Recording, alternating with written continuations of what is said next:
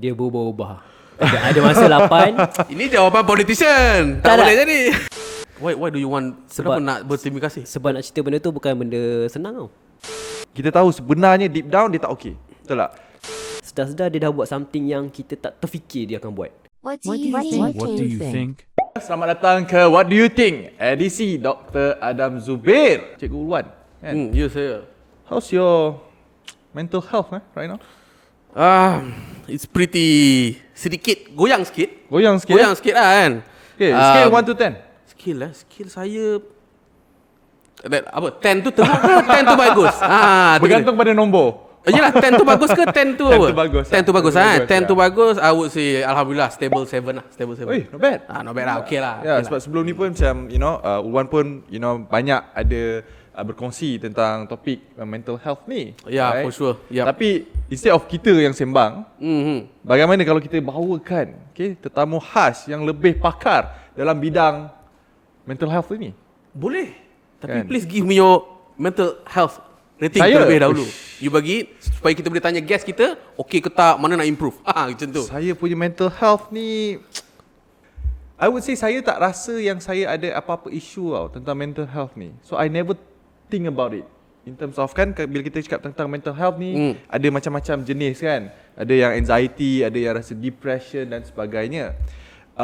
That's why saya tak tahu macam mana nak rank. So you kena jumpa Honestly, kena jumpa doktor ni untuk tahu the scale of it lah. kena jumpa psikologi. Kan. So sebab itu dalam What Do You Think edisi Dr. Adam Zubir, kita bawakan tetamu jemputan, tetamu khas Aiman Psikologi. Sila perkenalkan. Bukan Aiman Azlan. Yang itu aku nak jemput kemudian. Okay? Okay, alhamdulillah sihat. Apa khabar doktor? Alhamdulillah. Ni doktor ni berapa scale? Dia tak tahu scale tu berapa. Saya tak tahu macam mana nak letak scale. Tak, sebenarnya bila korang sebut skill ni, aku suka guna saya kan. Depend pada you. Oh, saya. Okay. Okay. Ikut keselesaan lah kan. Okay. Best sebab kita dah start dengan tanya skill. Sebab biasa orang sebut mental health ni, orang salah faham ingat kau okey ke tak. Okey ke tak ni dia macam black and white. Dia macam sama ada kau okey, one, ataupun kau tak okey, zero. Padahal mental health bukan macam tu. Mental health ni dia adalah benda yang spektrum. Contoh macam Dr. Zubir kan, doktor perubatan contoh kan. Yes. Contoh bila orang datang, adakah orang tu datang maksudnya dia datang hospital tu terus datang dalam keadaan dah mati ataupun dia sihat? Of course lah. Dia mesti ada level-level dia kan. Dia ada level-level dia. Betul? Kalau dia mati tak sampai situ. Kan, tak sampai lah. Tempat lain lah. Ada Kubur TBD. lah. Ambulans hantar. Kalau TBD mungkin dia datang dah mati kan. Tapi nak kata bahawa kalau mental health ni sama juga, dia ada skill-skill. Macam masuk ED pun kan ada green zone, yellow zone, red zone. Betul. Kan. So green zone dia punya treatment lain lah dengan orang red zone kan. Perhatian kita bagi pun lain. So sama juga dengan mental health. Bila korang nak sebut pasal skill kau 1/10 berapa semua kan, there's a good sign yang kita faham bahawa mental health ni dia satu benda spektrum. So bila spektrum ni, dia bukannya kau okey ke tak, tapi ada je orang nampak macam okey tapi sebenarnya tak okey. Tapi ada orang nampak macam struggle, nampak macam stress, muka macam berkerut kan. Kalau bagi kerja pun macam aku. Tapi okey. Tapi okey sebenarnya. Tapi sebenarnya Skala 7. Tapi sebenarnya kuat. Sebab apa? Sebab skala ni, konsep spektrum ni tak ramai tahu lah. Spektrum. So betul lah, mental health ni kita boleh rank daripada 1 sampai 10 tu betul lah? Itu ke dia ada ranking lain? Self assessment lah. Maksudnya kita just nak gauge diri sendiri je. Tapi dia bukan macam kita pergi jumpa doktor kan. Contoh kalau doktor tanya kan, sakit kat mana, sakit kat sini, boleh bagi skala sakit, pain scale berapa? Betul. 10 tu macam sakit sangat kan. 1 macam sakit sikit-sikit. Tapi itu adalah perspektif dia. Mungkin bila pergi check doktor punya, ada batu karang, punya sakit teruk. Tapi sebab dia ni jenis macam pandai kontrol, dia tahan sakit, mungkin pain threshold tinggi, dia kata saya punya skill sakit 2 je. So self assessment tu adalah perspektif orang yang mengidap tu. So kalau tanya Ulwan tadi, Ulwan bagi skala 7. So bagi dia kira okey lah. Kalau bagi Aiman Psikologi, nampak maksudnya 7 ke nampak? skala saya ke nak tengok dia? You dulu. Skala saya ke? Personal dulu. Ya. Soalan Round table dulu. Sebab doktor Adam tanya skill saya kan. Sebab Aiman diagnose orang betul? Boleh diagnose orang. So selaku practitioner yang merawat orang, bukan merawat orang, I mean like diagnose orang, berapa you personally terlebih dahulu? Saya sendiri? Ya. Dia berubah-ubah. Ada masa 8. Ini jawapan politician. Tak boleh jadi. Dia thinks about psychology memang macam tu. Oh ya? Dia banyak depends. Sebab tu So betul kalau lah. sekarang exactly sekarang mungkin 8 ke 9 lah. Sebab ada saya. Kalau saya seorang Tapi mungkin kalau mungkin sekejap lagi kalau saya balik ni stres jaga anak semua kan. Bila wife dah start pergi kerja semua, kita dah penat ni semua, mungkin scale aku mungkin turun jadi 7 ke 6 ke 5. Dia depends pada situasi kita tengah hadapi waktu tu. dia macam kripto ke Dia boleh berubah like tiba-tiba kan. Beli hari Boleh ni. boleh Wan. Boleh masuk kat Boleh kewangan masuk tu. ke dalam Psikologi kewangan kewangan ni sama. So hari ni kita terdemun lah. Maksudnya macam saya kan. Okay. Let's say kita mulakan dengan Ulwan dulu lah. Kan Ulwan tadi bagi skala 7. So macam how would you then like boleh percaya ke ataupun tak boleh percaya? Kadang-kadang kan sometimes orang ni dia letak dia ada wall tau. Bila kita tanya, are you okay? Yeah, I'm okay. Tapi kita tahu sebenarnya deep down dia tak okay. Betul tak? So macam mana? So for example like Ulwan ni kan, dia kata 7 kan. 7 is not bad lah kan. Macam Aiman pun 8, 7 kira macam okay. So adakah kita boleh terima as is kalau as a psychologist, ataupun sebenarnya ada cara untuk kita tentukan sama ada orang tu okay tak okay? Dia depends pada banyak faktor, contoh personality, even jantina pun main peranan kan. Sebab macam kita, budaya kita kalau sebut pasal lelaki je, kita anggap macam lelaki ni kena kuat, lelaki tak boleh nangis kan? Kalau kau stress ni, maksudnya tak lelaki lah, orang kata tak jantan. Tak jantan kan? lah orang kata kan. Tapi itulah antara salah faham yang selalu orang buat, yang menyebabkan kadang-kadang lelaki ni kita tak tahu. Macam doktor kata, dia ni nampak macam okey tapi sebenarnya tak okey. Dia okey ke tak? Sedar-sedar dah ada suicide attempt.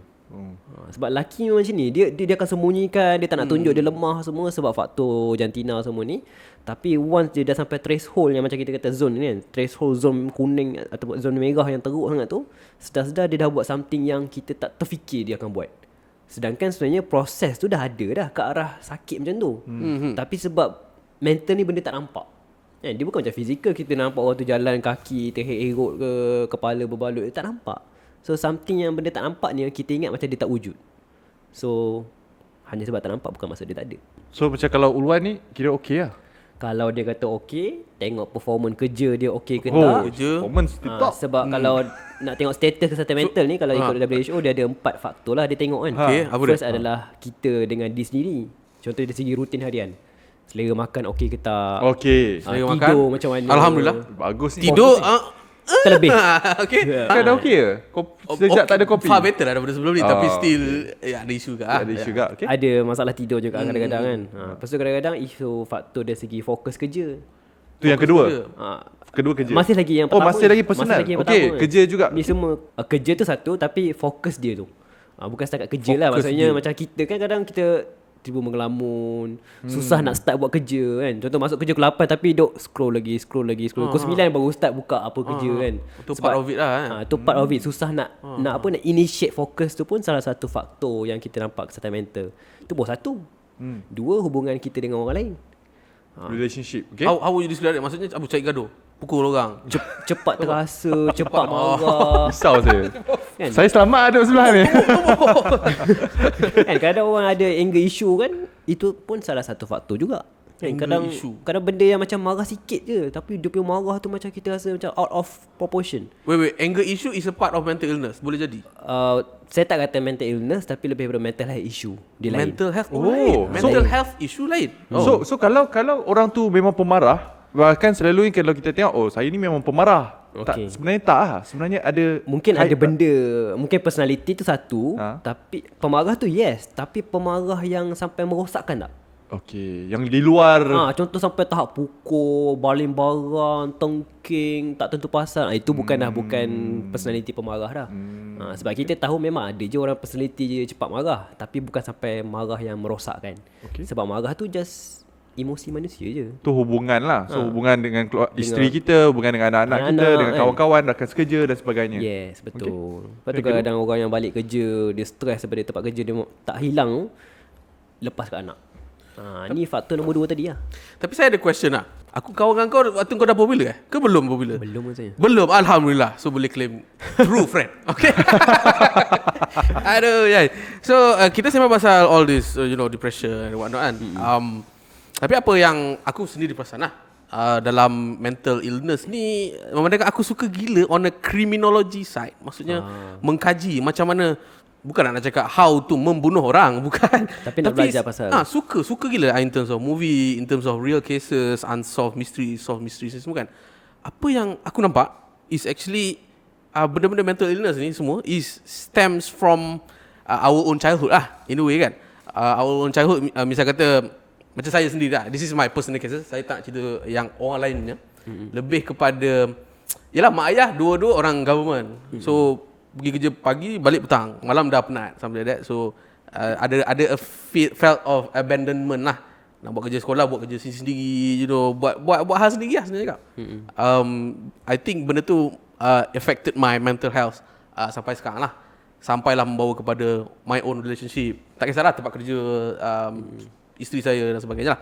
So manakala you pun ada menulis buku lah, Mendewasa dengan Luka nama dia. So kalau kamera boleh fokus kat sini, Mendewasa dengan Luka, yang banyak menceritakan pasal benda ni lah sebenarnya, childhood ni, benda ni kan. Betul. Tapi boleh tak kalau Aiman kita kan secara simple lah kan, why do you read this book, menulis buku, what's the pain, the true pain of childhood trauma ni sebenarnya? First of all, thank you Luan sebab boleh cerita what happened with you, parent waktu kecil dan kesan sampai sekarang kan. Why do you want, kenapa nak berterima kasih? Sebab nak cerita benda tu bukan benda senang tau. Tak ramai yang nak ngaku, nak kata aku dulu pernah kena macam ni dengan parents, sekarang aku macam ni. Dan itulah antara objektif buku tu. Buku ni kita nak bagi sedar, sebab kadang-kadang ada orang kan, sebab tajuk dia Mendewasa dengan Luka kan, dia tak sedar yang dia ada emosi yang tak cukup daripada mak ayah contohnya. Kasih sayang yang tak diberi sepenuhnya, ataupun mungkin cara dibesarkan tu toksik dan dia tak sedar. Sebab dia rasa memang inilah cara dibesarkan. Sampailah bila dia jumpa dengan family, ni bagi contoh lah kan, dengan family sendiri, korang makan satu meja tak bila waktu makan? Sejak kecil memang tak. It's not our own practice lah. On my family side lah, tak tahu lah. Tak tahu macam mana. Ini paling basic. Contoh waktu makan, semua datang duduk meja makan. Saya membesar dengan nenek saya. I see. So saya duduk dengan nenek saya, dengan pakcik saya, dengan cousin-cousin saya. Memang saya makan satu meja lah setiap kali makan. I see. So dua individu yang berbeza walaupun program yang sama, tapi persekitaran keluarga, budaya tu pun dah berbeza dah. Dan benda tu membentuk. Nampak macam simple. Contohlah kan, kita kadang tak boleh brain macam mana ada orang yang duduk satu rumah tapi tak pernah jumpa mak ayah. Boleh bayang tak? Tak pernah jumpa mak ayah. Kalau jumpa pun sekadar ayah tanya nak bagi duit pergi sekolah ke, ataupun pergi asrama semua, ataupun jumpa dengan mak untuk panggil makan, tapi masing-masing ambil makanan pergi duduk dalam bilik masing-masing. Ini family lah. The very basic foundation of system social. Ada orang dia tak dapat benda tu. Dia tak dapat sebab dia macam ni lah, kalau tengok perspektif macam, sebenarnya aku tak suka sangat guna istilah childhood trauma, sebab trauma ni dia macam dia berat lagi lah, clinical lah, besar kan. So biasa aku suka guna, macam dalam buku tu pun kita guna nama ayat kecederaan emosi. Maksudnya emosi kita membesar ni dia tak dapat sepatutnya.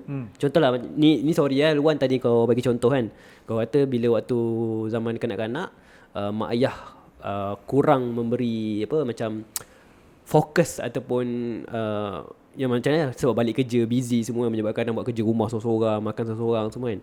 So sistem kita dengan mak ayah, cara kita dibesarkan, benda ni dia membentuk cara kita membina hubungan. Kita panggil attachment style. Macam mana cara kita dapat kasih sayang, macam itulah akan memberi kesan cara kita bagi kasih sayang. So sebab tu kadang-kadang benda macam ni, contoh orang yang ada mak ayah bercerai contohnya, contoh ada mak ayah bercerai, dia tak tahu definisi cinta, sayang. Sebab apa? Sebab dia nampak kasih sayang depan mata dia, which is someone yang paling penting, mak ayah sendiri, tapi kasih sayang tu tak terjadi. Bergaduh, marah semua sampai bercerai.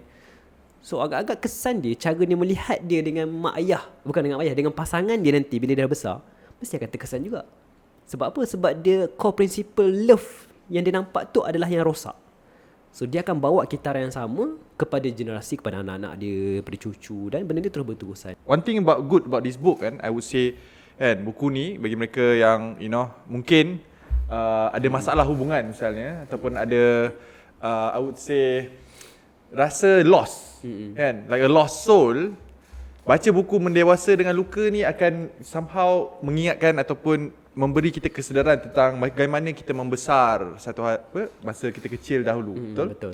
So, and because saya tak baca buku-buku psikologi ni. Tapi saya banyak hadiri program-program, personal development program ataupun personal development seminar yang memang mementingkan kepada pemahaman masa kita bagaimana kita membesar dulu kala. So macam saya memang ada di self awareness. Kan, self awareness bila saya grow up, dan saya memang benda tu yang menjadi satu panduan kepada saya sebab saya pun dah ada 3 orang anak. And memang bila Aiman cakap kan pasal kita tak jumpa anak kita, saya terasa deep ya, deep.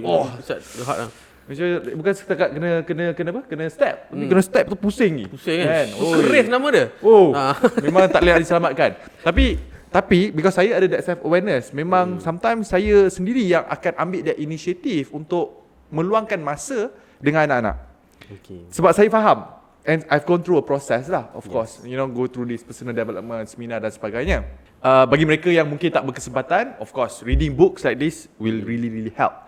So kalau nak dikongsikan kepada mereka yang mendengar, so contohnya, what is the easiest step untuk seseorang itu ada that awareness, self-awareness yang mereka sebenarnya dihantui oleh kecederaan emosi.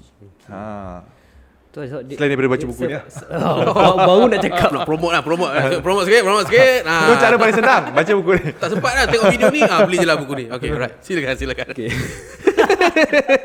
Kita tahu nak jawab cara macam tu kan. Self awareness ni is a process lah. And dia bukannya something, dia macam Dr. Adam kan cerita pasal pergi program ni. Bukannya Dr. Adam pergi dengar seorang speaker ni cakap pasal hubungan dengan anak, terus teringat dengan anak, terus jadi baik kan. Tak, tapi it's a process. So self awareness ni adalah satu proses, dan dia adalah satu benda yang kita kena letak energi ataupun effort untuk buat. Bahasa mudah macam ni lah, dia tak berlaku automatik. Dia tak ada yang macam tiba-tiba jadi. Contohlah kita tiba-tiba tertengking anak kan. Bukan kata tak boleh marah, tapi ni nak kata bahawa tengking yang tak kena tempat. Tengking sebab kita stres kerja, tapi lepas pada anak. Padahal anak cuma ajak pergi makan ke kan? Anak ajak main, tapi kita tengking. So orang yang tak rasa benda tu problem, dia akan tengking dan terus tengking. Tapi orang yang ada awareness, macam doktor cerita tadi, bila kita tertengking tu, mesti kita akan rasa macam betul. Rasa bersalah kan. Ni feeling seorang ayah dia macam, alamak, dia cuma ajak aku. Kita mula berfikir macam, alamak, geramnya aku lepas marah macam tu. Kadang kita marah, kita rasa menyesal dan sebagainya. Macam-macam lah faktor emosi yang ada kan. Dan jujur cakap, kalau macam saya sendiri, kalau benda tu jadi dengan anak-anak kan, of course takkan tak pernah marah anak kan. Aiman ada anak kan? Ada. Dua orang. So kadang-kadang kita terlepas dengan anak kan. In my mind, sebab saya bekerja dalam bidang ni, kadang-kadang in my mind terfikir balik, aku dah mula jadi watak ayah kepada. Sebab macam contoh lah, kalau aku ada patient yang ada masalah trauma, yang ayah dia buat macam ni semua, pasal bila terbuat pada anak, kadang kita automatic terfikir macam, aku dah mula jadi macam ayah kepada pesakit aku yang ni. So kadang-kadang kita macam, kalau aku teruskan amalan macam ni, silap bulan dia membesar keadaan macam tu kan. Betul. So kadang kita letak satu elemen tambahan, iaitu kita debrief. Debrief tu maksudnya kita debrief. Why does it resonate so much dalam episode culture yang kita amalkan dekat dalam episode apa-apa debrief. Budaya kita debrief tak ada. Kita kalau marah, kita gaduh, kita akan senyap, kita rasa macam kita pendam, dan hopefully tak ada siapa cakap pasal tu, kita settle lah. Itu budaya kita. I thought mental illness ni dia macam hence the name illness. Kalau kita demam, pergi jumpa doktor, makan ubat. Okay. And then when you talk about debrief ni sefaham kita orang is actually kena buat constant lah. Macam kita orang memang amalkan constant lah debrief. Tak kisah meeting pun nak debrief, semua benda nak debrief lah.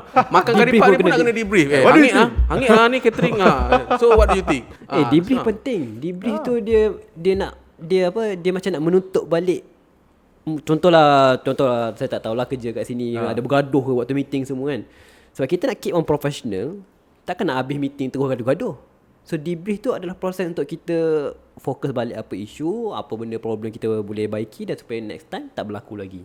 So sama juga kita dengan anak-anak pun. Bila kita dah termarah semua tu, kita debrief balik. Contoh jumpa balik, contoh macam saya sendiri yang itu pernah tertengking Adam sebab dia ni. Tapi kita dia apa? Anak nama Adam.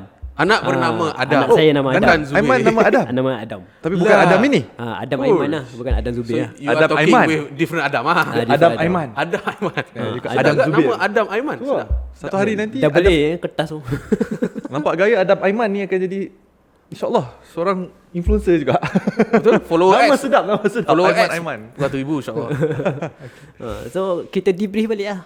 Kita jumpa balik, kita beritahu, okay, papa minta maaf tadi papa tinggi suara kan. Adam cuma nak minta ni ke. Kita cerita balik lah. Tapi kita stand on principle. Kalau memang kita marah, contohlah dia mengamuk sebab nak tengok TV kan.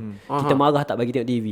Waktu minta maaf tu, janganlah kita kata okay boleh lah papa bagilah tengok TV. Tak. Kita still stand on the ground bahawa tak boleh tengok TV and dah habis masa. Tapi kita minta maaf sebab part kita terlebih marah. Sorry papa tinggi suara, tengking, marah sangat. Kalau naik tangan ke, minta maaf papa dia naik tangan tadi kan. Papa nak kata tak boleh tengok TV, tapi mungkin papa terlebih marah, papa stres kejap. Beritahu lah. Lah boleh pula mak ayah minta maaf ke anak-anak? Kenapa tak boleh? Kenapa tak? Sebab boleh dek. What do you think? What do you think kan? What do I think? Sebab jujur lah, on my personal experience, mereka paling jarang. Bukanlah tak pernah, jarang lah in a way kan. So what's with the minta maaf? Bukan ke mak ayah ada authority, dia macam dalam organisasi syarikat dia paling top, you know. Orang lain, orang bawah buat salah, you boleh hentam je lah. Tapi kalau you buat salah, you diam lah. Sebab mak ayah tu tak baca buku ni. Okay. So kalau mak ayah yang baca buku ni, insyaAllah tahulah serba sedikit bagaimana nak minta maaf. Macam saya pun, macam apa yang, in fact apa yang Aiman dah kongsikan adalah benda yang saya sendiri amalkan juga. Kan? Sebab saya pun kadang-kadang, yelah, of course ada running business, running team, meeting kadang-kadang banyak kan. Kadang-kadang anak kita, you know, sometimes anak ni dia, sometimes lah in my mind lah, they want to test you lah. Kadang-kadang dia tahu memang kita cakap kat dia jangan buat, tapi dia test out lagi. Faham tak? And then contohnya saya cakap, okay, for example, jangan baling bola misalnya kan. And then dia akan baling. And then dia tengok kita. Dia tengok kan, betul kan? Jelingan kita anak kan. Kita buat, okay, jangan baling. Okay, and then dia ambil baling lagi kan. So dia akan test kita, tak tahu. Sebab because they don't have this, I would say, the frontal cortex tu belum fully developed. Yes, belum fully matured. And that's where kan, so itulah. So walaupun saya bukan belajar psikologi, tapi benda-benda ni saya belajar dekat dalam all the personal development yang saya go through, yang mana that is what makes an adult. Sebab mereka boleh berfikir. Yes. Tapi budak-budak ni tak boleh fikir. Dia go in term of emosi diorang kan. Ikut emosi diorang. Dia nak baling, dia baling lah. Dia baling. So kita pula sebagai adult, kadang-kadang saya dengan kerjanya, dengan stresnya dan sebagainya, kadang-kadang kita mudah untuk marah itu. And memang macam apa yang Aiman cakap, tiba-tiba rasa bersalah. Rasa bersalah, and then saya akan minta maaf lah. Tapi one thing yang saya belajar, maybe saya boleh explain the process. Yes. Itu yang saya tak buat. Itu debrief dia. Itulah debrief tu macam bagi saya satu aha moment lah. Jangan salah faham. Takut ada yang penonton tengok ni macam semua ayah semua minta maaf kan. Anak jadi raja tak. Tapi nak kata bahawa kita minta maaf benda yang berlebihan tu. Contohlah contoh macam Dr. Adam ni, anak baling, dia baling juga. Salah tu tak salah. Tapi mungkin waktu tu respon Dr. Adam tu macam, contoh sorry macam anak tak guna dah kata kita nak minta maaf part yang silap, yang terlebih tu. Tapi kami from your experience lah, sebab anak you pun yang ada yang masih lagi, you know, 6 tahun. Yalah, yang let's say lah sebelum ni you raise umur 1-2 tahun. And then you pun cuba meminta maaf. Diorang boleh faham ke? You explain, you I mean 1 tahun tak lah kot. Kan? 1 tahun. Anak saya 1 tahun saya buat lah. What the heck, man? Dia tak faham pun. Kau cakap dengan dia gugu gagal kan. Okey, kalau tak can you elaborate lebih kat situ? Umur ini okey, ini aku rasa tak ramai tahu. Budak-budak especially bawah 2 tahun, waktu ni otak dia memang betul-betul sponge habis. Dia akan serap semua benda. Okey, kalau kita kata budak ni tak tahu apa kan, tak tahu buat apa kan. Kenapa ada orang buat aktiviti budak umur 1 tahun main bola, baling, bagi dia tolak benda, nak bagi exercise kaki semua kan. Kalau pandangan kita kata bawah 1 tahun, 2 tahun tak tahu apa. Sebab dia akan serap semua benda. Dan percayalah, bila contoh ni real study kan, walaupun benda ni orang kata ni teori dia dalam paper je ada kan, tapi I've seen it first hand. Sebab saya minta maaf dengan Adam, satu masa tu pernah terjadi, dia terlepas marah kepada si adik nama Iman. Dia minta sorry. Dia cakap sorry. Sebab waktu tu dia geram, dia nak mainan kan, tapi berebut macam blocks, tahu kan, blocks macam puzzle kan. Dia geram, dia baling. Kebetulan dia baling tu, yalah budak nak lepas marah, macam doktor kata emosi kan. Dia belum ada pemikiran untuk fikir lagi, so dia akan emosi. So bila tak boleh regulate emosi, cara kita nak zahirkan emosi adalah melalui tingkah laku. So cara dia lepaskan dia marah tu adalah dia baling blok tu.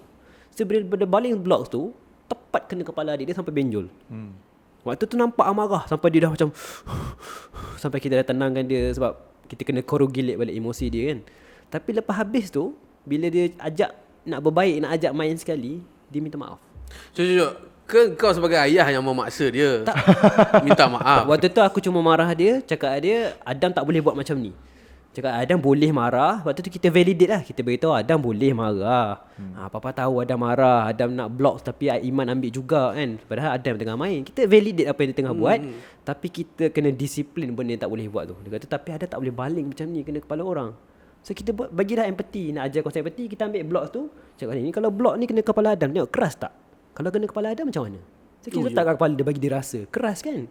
So bila dia rasa sendiri bahawa benda tu keras, dan kalau dia kata bayang balik, reflect balik apa dia buat, dan bila waktu dia main tu, dia ajak main blok sama-sama kan, tu dengar dia cakap Iman sorry tadi Adam baling. Tu dia main macam biasa. Nampak macam simple tau, tapi benda yang kita buat setiap hari dengan budak-budak ni, dia akan serap, dia akan belajar. Sebab budak-budak ni dia tak akan fail untuk ikut apa yang kita ajar. Dia mungkin fail untuk ikut apa kita ajar, tapi dia takkan fail untuk ikut apa yang kita buat. Dia learn by watching. Ada dalam buku ni tak? Oh, tak ada dalam tu. Ada dalam buku ni. Untuk kita recommend kepada our viewers lah, like if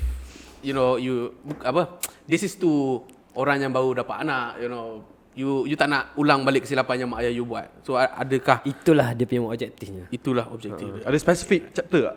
Spesifik chat yang tak ada lah, tapi dekat bahagian debrief dekat penghujung tu ada cerita yang sekarang kita adalah generasi yang menerima semua luka-luka daripada generasi sebelum ni kan.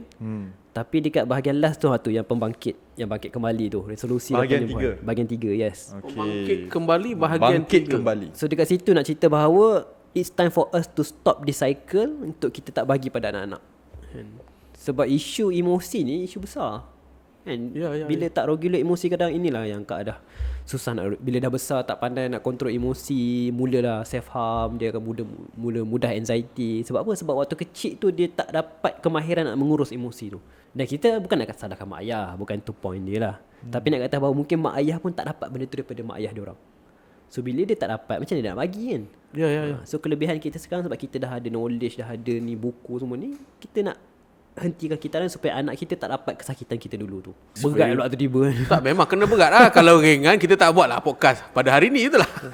Tapi it's a very powerful sharing lah. So I think sharing apa yang kita dah bincangkan specifically kepada mereka yang mungkin ada anak-anak kecil, dan basically anda tak nak mengulangi kesilapan yang sama mungkin mak ayah anda buat sebelum ini, dan kita nak salahkan mereka pun tak boleh.